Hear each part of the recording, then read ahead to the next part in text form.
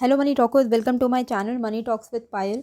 सो RateGain tech IPO कल आने वाला है। ये बहुत इंपॉर्टेंट वीडियो रहने वाला है, तो प्लीज़ आप भले ही इसको स्पीड कर लो पर स्किप मत कीजिएगा, क्योंकि बहुत इंपॉर्टेंट डिटेल्स मैं इसमें शेयर करूँगी जो शायद किसी ने भी आपको नहीं बताया होगा।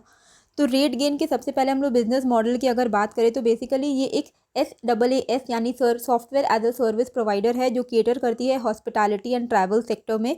ठीक है, इनके ये हर वर्टिकल्स ऑफ टूरिज्म को केटर करती है, जैसे कि hotels, airline, online travel agents, meta search company, package, cruise, car rental, ferries, सबको ये करती है अपने AI के थ्रू। इनका जो बिजनेस मॉडल है वो बेसिकली डिपेंडेंट है artificial intelligence and machine learning capability पे, जिसके बदौलत वो SaaS सर्विस जो है वो प्रोवाइड करती है। SaaS होता है सब्सक्रिप्शन मॉडल पे वो सर्विस प्रोवाइड करती है, सॉफ्टवेयर एज अ सर्विस। इसके बारे में डिटेल में मैं आपको बाद में बता दूंगी, आपको समझ में आ जाएगा।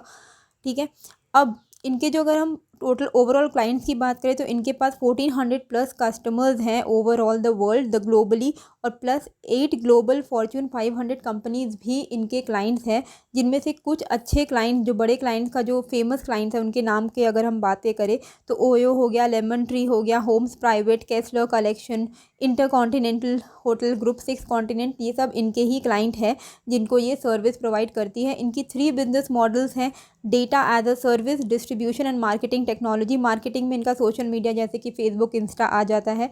डिस्ट्रीब्यूशन के थ्रू ये उनको प्रमोशन करती है, और डेटा एज अ सर्विस जो मैंने आपको बताया ना SaaS के अंदर आता है। डेटा एज अ सर्विस जो इनका ये जो काम है, इसी से इनका मेजर रेवेन्यू है, मतलब अप्रॉक्सीमेटली 47% ऑफ रेवेन्यू इनका data as a service model से ही आता है। ठीक है, कॉम्पिटिटिव स्ट्रेंथ की अगर हम इसकी बात करें तो इनके पास बहुत अच्छे खासा क्लाइंट बेस है, मतलब 1400 प्लस कंपनीज इनके सर्विस को लेती है सब्सक्रिप्शन मॉडल पे। 8 उनमें से फॉर्च्यून 500 कंपनीज हैं एज ऑन June 30, 2021। इन आर्टिफिशियल इंटेलिजेंस बेस्ड कंपनी है, और आप सब जानते हो कि आजकल तो टेक्नोलॉजी एकदम बूम पे है, तो जितनी भी टेक कंपनीज है एक के बाद एक IPOs उसके आए जा रहे हैं। पर क्या आपको सिर्फ टेक्नोलॉजी और AI बेस्ड कंपनी है तो अंधाधुन पैसे लगाना है? ऐसा बिल्कुल भी नहीं है। पहले हम इनकी कुछ स्ट्रेंथ्स की बात कर लेते हैं, उसके बाद हम पॉइंट पे आ जाएंगे। ठीक है, इनका बहुत ही अच्छा प्रोडक्ट पोर्टफोलियो है। पहले इनका 4 प्रोडक्ट सर्विसेज ये प्रोवाइड करते थे, उनको बढ़ा के इन्होंने 10 कर दिया है, तो प्रोडक्ट पोर्टफोलियो इनका अच्छा खासा वाइडेंट है। साथ ही इनकी जो मैनेजमेंट टीम है वो काफ़ी एक्सपीरियंस है। इनकी जो प्रमोटर्स है वो 15 प्लस ईयर्स का एक्सपीरियंस उनके पास है। साथ ही प्री कोविड लेवल्स पे इनका फिनेंशियल परफॉर्मेंस रहा था। एक्विजिशंस के बाद कुछ बिजनेस मॉडल इन्होंने एक्वायर किया है, जिसके बाद इनका फिनेंशियल रिकॉर्ड अच्छा चल रहा था, लेकिन बाद में इनको लॉस हुआ बिकॉज ऑफ द कोविड के बाद आप जैसे ही कोविड आया, आप देख सकते हो इनका प्रॉफिट आफ्टर टैक्स जो है वो एकदम नेगेटिव में जाने लगा है। आज की डेट पे अराउंड 83 मिलियन नेगेटिव में है, ये पैट इनका नेगेटिव चल रहा है। पहले 201 मिलियन था, फिर 285 था, अभी 83 मिलियन नेगेटिव पे चल रहा है। वहीं इनका रेवेन्यू भी घटा है और टोटल एसेट्स भी घटे हैं। अगर हम ये बेसिकली कोविड की वजह से हुआ है, क्योंकि ये ट्रैवल एंड टूरिज़्म सेक्टर को केटर करती है, और ट्रैवल एंड टूरिज़्म सबसे बुरी तरीके से कोविड में इम्पैक्ट हुआ था। ठीक है, क्योंकि लोग बिल्कुल जा नहीं पा रहे थे, कहीं घूम नहीं पा रहे थे, तो उस वजह से इनका भी जो सर्विस है वो भी काफ़ी ज़्यादा इम्पैक्ट हुआ था। अगर हम कुछ डेट्स की बात करें तो कल ये IPO खुलने वाली है, यानी कि 7 दिसंबर एंड 9 दिसंबर को ये क्लोज़ हो जाएगी। अगर आपको इस IPO में इंटरेस्ट है, अगर आप अप्लाई करना चाहते हो, तो मेरा आपसे एक सजेशन रहेगा कि 7 दिसंबर को आप मत करना। ठीक है, 8 और 9 को आप वेट कीजिएगा कि कैसा रिस्पॉन्स आ रहा है QIB से, एंड HNI का भी अब फंडिंग अप्रूवल हमें देखना पड़ेगा कि कैसा इनको अच्छा एक्चुअली रिस्पॉन्स आ रहा है कि नहीं। तो आप 2nd एंड 3rd डे को अप्लाई कर सकते हो। अगर आप 3rd डे को अप्लाई करोगे तो 2 बजे से पहले पहले अप्लाई करने की कोशिश करना। कट ऑफ पे करना है या उससे कम, अगर ये अंडर सब्सक्राइब रह जाती है तो आप कट ऑफ से कम में भी कर सकते हो। तो उसके लिए ही फर्स्ट डे मैं आपको वेट करने के लिए बोल रही हूँ कि फर्स्ट डे ही अप्लाई आप मत कीजिएगा। और इसका जो प्राइस बैंड है वो है 405 से 425, और एक लॉट में 35 शेयर आएंगे। इसका फेस वैल्यू है ₹1 का। ठीक है, इनका जो इश्यूज़ का जो ऑब्जेक्टिव है, उससे पहले मैं आपको एक चीज़ बता दूं कि इनका जो ऑफर फॉर सेल होने वाला है वो 960 करोड़ का है। टोटल इशू साइज़ है 1335 करोड़ का। जिनमें से 375 करोड़ का फ्रेश इशू है और 960 करोड़ का ऑफर फॉर सेल है। मतलब मेजॉरिटी पोर्शन जो है वो ऑफर फॉर सेल में है। ऑफर फॉर सेल क्या होता है कि प्रमोटर्स जो हैं अपना जो स्टेक है वो डाइल्यूट कर रहे हैं, यानी कि स्टेक को बेच रहे हैं, अपने स्टेक अपने शेयर वो बेच रहे हैं रिटेल इन्वेस्टर्स एंड QIB और जितने भी इंस्टीट्यूशंस हैं उनको थ्रू IPO। और बाकी का जो रिमेनिंग छोटा सा अमाउंट रह जाता है वो है 375 करोड़। ये इसमें इनका फ्रेश इशू है। बहुत लार्ज इशू साइज़ नहीं बोलेंगे, ठीक ठाक इशू साइज़ है, ठीक है। इनका जो फ्रेश इशू का जो ऑब्जेक्टिव है वो ये है कि उसके थ्रू जो उनको 375 करोड़ मिलेंगे ना, अगर उनको फुल्ली सब्सक्रिप्शन मिलता है तो उसके थ्रू वो अपने कुछ डेट है जो RateGain UK की जो कंपनी है उसके जो कुछ कर्ज है वो उनको चुकाने वाले हैं। उसके साथ ही वो कुछ नए एक्विजिशन के लिए डेफर्ड पेमेंट करने वाले हैं। साथ ही कुछ स्ट्रैटेजिक इन्वेस्टमेंट नए एक्विजिशन के लिए उसमें पैसे लगाने वाले हैं और आर्टिफिशियल इंटेलिजेंस टेक्नोलॉजी इनोवेशन में भी वो इन्वेस्ट करने वाले हैं। साथ ही कुछ कैपिटल इक्विपमेंट को वो ख़रीदने वाले हैं और generally meet general corporate purposes उनका अलग से जो कॉजेज़ है वो IPO का है, ठीक है। अगर हम और इसके प्रॉपरली डेट्स की बात करें तो 7 को खुल रही है, 9 को बंद हो रही है। कब अप्लाई करना है मैंने आपको बता दिया है। अलॉटमेंट डेट जो है वो एक्चुअली जो रिज़ल्ट है वो 14 दिसंबर को आएगी और जिनको नहीं मिलेगा वो उनको 15 दिसंबर को रिफ़ंड हो जाएगा। जिनको मिलेगा 16 दिसंबर को उनके जो शेयर्स हैं वो डीमैट में क्रेडिट हो जाएंगे और IPO लिस्ट होने वाली है 17 दिसंबर को। लॉट मैंने आपको बता दिया है, एक लॉट में 35 शेयर है, यानी कि अगर आप एक लॉट पे अप्लाई करते हो तो आपका जो अमाउंट ब्लॉक होगा वो होगा 14,875 का। एक आदमी एक डीमैट से मैक्सिमम 13 लॉट में लगा सकता है, पर बिल्कुल भी कोई पॉइंट नहीं है क्योंकि अगर ओवर सब्सक्राइब होती है तो आपको एक ही लॉट मिलेगा। तो बिल्कुल भी ये गलती मत कीजिएगा, 2-2 लाख रुपए को ब्लॉक करके कोई फ़ायदा नहीं है। अगर आपको लगाना है एक ही लॉट से लगाइए। और चांसेस इंक्रीज़ करने हैं तो अलग अलग डीमैट जो अलग अलग पैन कार्ड से लिंक्ड है उनसे आप एक एक लॉट करके लगा सकते हो, ठीक है। अब आते हैं मुद्दे पे कि देखो, अब इसका एक स्टोरी मैं आपको समझाती हूँ। सपोज़ कि आप लोग को आपको न्यूयॉर्क जाना है या आपको इंडिया के ही किसी और होटल में जाना है, तो आप वो होटल का जो रेट्स है कहाँ पे चेक करोगे। आपको जो होटल बुकिंग करनी है आप जनरली या तो आप कंपनी के वेबसाइट पे जाओगे, नहीं तो आप मेक माई ट्रिप हो गया या फिर अलग अलग जो आते हैं ना GoIbibo हो गया, वहाँ पे जाके आप चेक करोगे कि रूम अवेलेबल है क्या, क्या प्राइस चल रहा है। तो अब समझ लो कि आपके होटल का नाम है जिसमें आपको जाना है, उनका उस होटल का नाम है ABC। अब ABC में अभी एक रूम अवेलेबल है, तो ये एक रूम जितने भी वेबसाइट में ABC अपने प्रमोशंस कर रही है, जितने भी वेबसाइट में जैसे मेक माई ट्रिप, GoIbibo हो गया, hotels.com हो गया, वहाँ पे जहाँ पे भी ABC लिस्टेड है, चाहे वो फेसबुक और आपका इंस्टा में भी अगर आप देखोगे तो ABC का पेज होगा जहाँ से आप होटल बुकिंग कर सकते हो। तो हर जगह इनको ये अपडेट संग संग करना पड़ेगा कि इनका एक रूम अवेलेबल है। ऐसा नहीं हो सकता है कि मेक माई ट्रिप में आपको एक रूम का अवेलेबिलिटी दिखा रहा है और GoIbibo में 2 रूम का अवेलेबिलिटी दिखा रहा है, ऐसा तो नहीं हो सकता। इसीलिए एकदम रियल टाइम जो अपडेट करना है कि एक रूम अवेलेबल है, एक रूम सब जगह अपडेट हो गया। जैसे ही ब्लॉक हुआ, अभी एक भी रूम अवेलेबल नहीं है, हर जगह ऑल ओवर द वर्ल्ड इनके होटल का जहाँ जहाँ भी लिस्टेड है हर जगह वो दिखाएगा कि नो रूम्स अवेलेबल, ठीक है। कि जो रेट है वो हर जगह दिखाएगा। तो ये सब जो कनेक्शन है ये कौन करता है, ये होटल अब मैनुअली तो नहीं कर सकते ना, क्योंकि इतने सारे जगह में वो लिस्टेड होती है होटल, है ना। तो हर जगह तो मैनुअली एक इंसान बैठ के चेक नहीं कर सकता कि अरे मेक माई ट्रिप में एक रूम दिखा रहा है, होटल के पास एक रूम बाकी है, हर जगह एक एक रूम करके मैनुअली अपडेट हो, ऐसा पॉसिबल नहीं है। इसीलिए होटल्स हो गए और होटल को कनेक्ट किया जाता है, जितने भी आपका जितना भी जैसे मेक माई ट्रिप है, GoIbibo है, इंस्टा है, फेसबुक है, हर जगह से इसको कनेक्ट किया जाता है थ्रू RateGain का। इनका यही काम है एक्चुअली। RateGain अपने आर्टिफिशियल इंटेलिजेंस के थ्रू ये डेटा हर जगह at a time live feed in करता है। साथ ही इनके प्राइस जो अपडेट होते रहते हैं वो भी RateGain के थ्रू ही होता है और होटल को ये सर्विस प्रोवाइड कर रही है। होटल इनसे ये सब्सक्रिप्शन खरीद रहे हैं। RateGain का ये सर्विस जो है ना, ये होटल्स खरीद रहे हैं कि हाँ आपको हम इतना रुपया पे कर रहे हैं, आप मेरे को ये सर्विस प्रोवाइड करो कि मेरे पास अगर एक रूम बचेगा, मेरे ERP के थ्रू मेरा जो डेटा है आप इसको कैप्चर करके हर जगह सेम डेटा अपडेट करवा दोगे।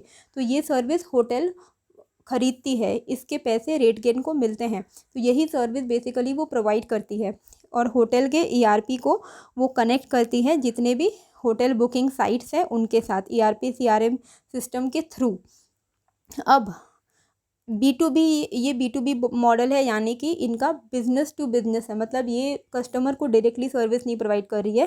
रेट गेन प्रोवाइड कर RTT रेट गेन टेक्नोलॉजीज ये प्रोवाइड कर रही है सर्विस होटल्स को, इसीलिए दोनों ही बिजनेस है, इसलिए इसको B2B मॉडल बोला जाता है। SaaS इसीलिए बोला जाता है क्योंकि ये एक सब्सक्रिप्शन मॉडल है, ये वन टाइम पेमेंट मॉडल नहीं है। मतलब जितने भी होटल्स इनके सर्विस को ले रहे हैं वो सब्सक्राइब कर रहे हैं इनके सर्विस को, टाइम टू टाइम उनको सब्सक्रिप्शन अपना रीन्यू करना पड़ता है।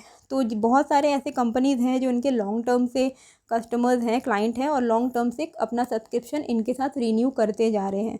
ठीक है, अब पॉइंट ये आता है कि बिज़नेस तो बहुत यूनिक सा लग रहा है, first one of its kind ये लिस्ट होने वाला है, पर अगर आप टेक्नोलॉजी बैकग्राउंड से हो तो आपको ये चीज़ समझ में आएगा, और अगर आप नहीं भी हो तो भी आप ये बात समझ लो कि ये जो काम कर रही है ना मिडिल मैन का, ये जो होटल के जो ERP CRM सिस्टम के थ्रू ये जो कनेक्ट कर रही है फेसबुक, इंस्टाग्राम, मेक माई ट्रिप, गो आईबीबो, जितने भी वेबसाइट्स हैं उनको जो वो कनेक्ट कर रही है, ये फ्यूचर में ऑब्सोलीट हो जाएगा, इसकी ज़रूरत नहीं होगी। थ्रू आर्टिफिशियल इंटेलिजेंस यही काम फेसबुक, इंस्टा, मेक माई ट्रिप, ये लोग डायरेक्टली होटल के ERP CRM से डेटा ले पाएंगे और मिडिल मैन का ज़रूरत पड़ेगा ही नहीं। ये फ्यूचर में बहुत आराम से ऑब्सोलीट हो सकती है। तो अगर आप लोग ये सोचो कि टेक बेस्ड कंपनी है, AI based company, artificial intelligence, technology, data science, ये सोच के अगर आप इसमें अप्लाई कर रहे हो तो आपको मैं बता दूं कि इस बिज़नेस मॉडल का ऑब्सोलीट होना बहुत ज़्यादा चांसेस है। अब आपको मैं एक एग्जांपल दिखाती हूँ। कुछ टाइम पहले, मतलब काफ़ी साल पहले, फेसबुक उतना नया नया आया था, उससे पहले क्या आया था, ऑर्कुट आया था। ठीक है, जब गूगल शुरू हुआ था उससे पहले क्या चलता था, याहू चलता था। ठीक है, तो जब इंटरनेट का ज़माना आया था तब समझ लो फॉर एग्जांपल, तब अगर ये सारे शेयर्स आए होते, ऑर्कुट के शेयर्स आए होते, तो लोग तो यही सोच के लेते ना कि वाह ऑर्कुट बहुत न्यू एज टेक्नोलॉजी है, फ्यूचर में तो यही चलने वाला है। ऑर्कुट के लोग IPOs ले लेते, ऑर्कुट को लोग सब्सक्राइब कर देते न्यू एज टेक्नोलॉजी समझ के। लेकिन ऑर्कुट का क्या हुआ आप सब जानते हो, फेसबुक आई, उसको टेक ओवर कर गई, ऑर्कुट ऑब्सोलीट, ख़त्म हो गया। ठीक है, उसी तरीके से याहू बहुत बहुत याहू हो गया, रेडिफ हो गया, ये सब बहुत ज़्यादा चलता था। तो अगर उस वक्त अगर आप सोचते तो आपको लगता कि यही है फ्यूचर, लेकिन क्या हुआ, आप तो अभी देख सकते हो ना, गूगल ने सबको टेक ओवर कर लिया। तो क्या होता है कि बिज़नेस मॉडल सिर्फ टेक्नोलॉजी सोच के आपको IPO नहीं खरीदना है, आपको देखना है कि बिज़नेस सस्टेनेबल है कि नहीं है। मुझे नहीं लगता है पर्सनली कि रेट गेन एक सस्टेनेबल बिज़नेस मॉडल है, साथ ही एक्सपेंसिव भी है, और दूसरी बात ये एक लौती कंपनी नहीं है, ऐसे ही सेम सर्विस बहुत ही कम मार्जिन में ऑल ओवर द US में और ऑल ओवर द यूरोप में ऐसे बहुत सारे क्राउडेड कंपनीज़ हैं, मतलब एक्सट्रीमली क्राउडेड बहुत सारे ऐसे कंपनीज़ हैं जो होटल्स को इस तरीके के सर्विस प्रोवाइड कर रहे हैं, SaaS सर्विस प्रोवाइड कर रहे हैं, और वो भी कम मार्जिन में। तो बिल्कुल भी समय नहीं लगेगा कंपनीज़ को, वैसे भी सब्सक्रिप्शन मॉडल है, जिस दिन चाहे वो कंपनी अपना सब्सक्रिप्शन कैंसिल करके किसी और कंपनी में स्विच कर सकती है। ठीक है, तो वन टाइम पेमेंट भी नहीं है, तो हाई चांसेस है कि कंपनी स्विच कर सकती है, हाई चांसेस है कि ये बिज़नेस मॉडल इतना सस्टेन नहीं करेगा। साथ ही अभी ओमिक्रॉन का जो सिचुएशन चल रहा है, सपोज़ लिस्ट होते होते हो ओमिक्रॉन बहुत बढ़ गया इंडिया में, या फिर लॉकडाउन लग गया, कुछ भी नेगेटिव इम्पैक्ट होगा, तो इसकी जो लिस्टिंग गेन है बहुत सीवियरली इम्पैक्ट हो सकती है। और नियर टर्म में कोविड की वजह से रेट गेन को एनीवे अभी फ्यूचर में लॉसेस होने वाले हैं। ये रेट गेन ने खुद ही RHP में ये फाइल किया है कि उनको अभी भी लॉस हो रहा है और आगे जाके भी लॉस होने के चांसेस हैं। सेकेंडली, कंपनी की जो 40% रेवेन्यू है वो टॉप 10 कंपनीज से ही आती है। तो टॉप 10 कंपनीज जो इनके पास 1400 क्लाइंट्स है, ठीक है, 1400 में से, अरे यार, हाँ, 1400 कंपनीज में से इनका 10 कंपनी में से 40% रेवेन्यू आ रहा है। समझ रहे हो आपकी, अगर इस 10 में से एक कंपनी ने भी अपना सब्सक्रिप्शन कैंसिल कर दिया तो इनका रेवेन्यू कितना सीवियरली इम्पैक्ट करेगा, आप ये सोचो। तो any loss of client can impact it's financial. Secondly, इसका जो मार्केट कैप, ये जो अपर प्राइस बैंड पे जो एक्सपेक्ट कर रही है वो हो रहा है 4536 का, जो कि 10 to 11 टाइम्स ये डिमांड कर रही है market cap as per financial year 2020 के रेवेन्यू को अगर हम देखें तो उस हिसाब से ये स्लाइटली एक्सपेंसिव है। पीई हम लोग नहीं निकाल सकते हैं क्योंकि ये लॉस मेकिंग कंपनी है, तो पीई पे नहीं, लेकिन ओवरऑल थोड़ी सी एक्सपेंसिव वैल्यूएशन है। आरएचपी में वो स्क्रीनशॉट मैंने नहीं लिया है, आरएचपी में इन्होंने अनाउंस किया है कि लास्ट ईयर इन्होंने 147 के रेट पे अपने शेयर अलॉट किए हैं। ठीक है, साथ ही कोविड तो इम्पैक्ट करेगी ही इसके बिज़नेस को। जिस तरीके से आप देख रहे हो 2020 से लेके अभी 2021 तक ये कंटिन्यूसली हर क्वार्टर पे क्वार्टर लॉस मेकिंग है, और आगे भी इसके रहने के चांसेस है क्योंकि Covid is not going any time soon. साथ ही अगर ओमिक्रॉन आ जाता है प्रॉपरली इंडिया में और कुछ भी सीवियरली, जैसे ट्रैवल अभी धीरे धीरे खुल रहा है, लेकिन जैसे ही ट्रैवल बैन होगा, फ्लाइट्स बैन होंगे, इनका बिज़नेस फिर से सीवियरली इम्पैक्ट हो जाएगा। तो क्या, और जैसे कि मैंने आपको बिज़नेस मॉडल जो समझाया है कि ये जो B2B का जो काम कर रही है और ये जो एक मिडिल मैन का काम कर रही है, फ्यूचर में बिल्कुल हाई 110% ऐसे चांसेस है कि मिडिल मैन की ज़रूरत पड़ेगी ही नहीं, ये डायरेक्ट कनेक्ट हो सकते हैं। ठीक है, क्योंकि हमारा टेक्नोलॉजी आगे और बढ़ेगा, तो आप फ्यूचर का सोच के चलो। अब कई लोग बोलेंगे कि टेक्नोलॉजी बेस्ड कंपनी है, अप्लाई करो, भले ही लिस्टिंग गेन हो नहीं हो, लॉन्ग टर्म में अच्छा होगा। मुझे तो लगता है लॉन्ग टर्म में भी शायद ये सस्टेन ना कर पाए, और वैल्यूएशन तो अबव है। ये मेरा पर्सनल ओपिनियन है। अगर आप में से कोई, आपका खुद का जो नज़रिया है, आप कमेंट करके ज़रूर बताइएगा। जीएमपी की अगर हम बात करें तो 120 का जीएमपी आज की डेट पे चल रहा है, तो अकॉर्डिंग टू द जीएमपी 30% का आपको गेन होने के चांसेस हैं। लेकिन अभी देखो आईपीओ में काफ़ी ज़्यादा टाइम है, मतलब इसको लिस्ट होने में। तब तक में अगर ओमिक्रॉन का कुछ सीवियर केसेस आने लग गया तो इसका लिस्टिंग गेन इम्पैक्ट हो सकता है, और ये कम हो सकती है। हो सकता है कि आपको लिस्टिंग गेन हो जाए, हो सकता है आपको 20-25% का गेन मिले, लेकिन पता नहीं। पर्सनली मेरे हिसाब से तो मैं इसमें अप्लाई नहीं कर रही हूँ। ये मेरा बहुत क्लियर कट है कि मैं अप्लाई नहीं करूँगी। मैं आपको ये नहीं बोलूँगी कि सेकंड डे में मैं आपको बताऊँगी, बिल्कुल भी नहीं। मैं अप्लाई नहीं कर रही हूँ, ना ही लॉन्ग टर्म के लिए, ना ही शॉर्ट टर्म के लिए, ना ही लिस्टिंग गेन के लिए, क्योंकि इससे अच्छी अच्छी कंपनीज़ के आईपीओ आएंगे जहाँ पे हम लोग अपना पैसा लगा सकते हैं। सेकेंडली, अगर आप में से किन्हीं को भी इसके बिज़नेस मॉडल में भरोसा है, जैसे पर्सनली मुझे भरोसा नहीं है, आपको अगर बिज़नेस मॉडल में भरोसा है तो मुझे कमेंट करके ज़रूर बताइएगा कि आपको क्यों इनके बिज़नेस मॉडल में भरोसा है, ये मुझे जानना है। और सेकेंडली, अगर आपको बिज़नेस मॉडल में भरोसा है और आपको अगर लगाना भी है तो अकॉर्डिंग टू मी आपको डे 2 तक वेट करना चाहिए और इनका सब्सक्रिप्शन स्टेटस चेक करके ही इसमें लगाना चाहिए। तो आई होप आपको क्लियर हो गया होगा। और ये जो मैंने नोट्स लिखे हैं ना, ये आप देखो, इसको पूरा पढ़ना तो बहुत नामुमकिन है, लिख तो मैंने दिया ही है, लेकिन समझाने के लिए लिखा था। आप चाहो तो इसका स्क्रीनशॉट ले सकते हो, आपको हेल्प हो जाएगा, आप समझ पाओगे। फ्री टाइम में बैठ के पढ़ना, आप समझोगे कि मैं क्या बोलना चाह रही थी। ये भी स्क्रीनशॉट है, आप ले सकते हो। और आपको कैसा लगा मेरा ये वाला वीडियो, और आप क्या फाइनल डिसीजन क्या है, और आपको इसके बिज़नेस मॉडल पे भरोसा है कि नहीं, वो आप मुझे कमेंट करके ज़रूर बताइएगा। मिलते हैं फिर एक नए वीडियो के साथ। लाइक शेयर कमेंट भी ज़रूर कर दीजिएगा, नए हो तो सब्सक्राइब कर दीजिएगा। Thank you.